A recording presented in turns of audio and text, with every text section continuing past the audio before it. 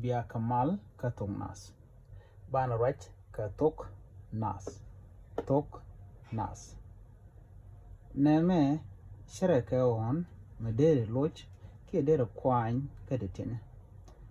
meniam cha konti jinena a kwabet sheni ke kwet mishiro dach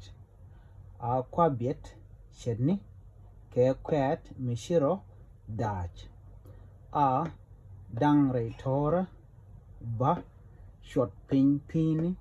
sha lot pin da kendial goke he telejegde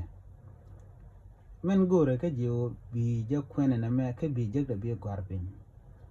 a kwa bietcheni ke kwet mishiro dach a dangre tora ba shot pini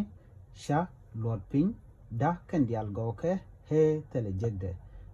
bimme gweji mono de gwa ka je en teje me bi chu garbin gwasma jen be jing nyej ba ka kwen tong na kan do ba dan de ri on ka tong ne na de ri je ngai ke je bana nyoko je kama da dien bi atemal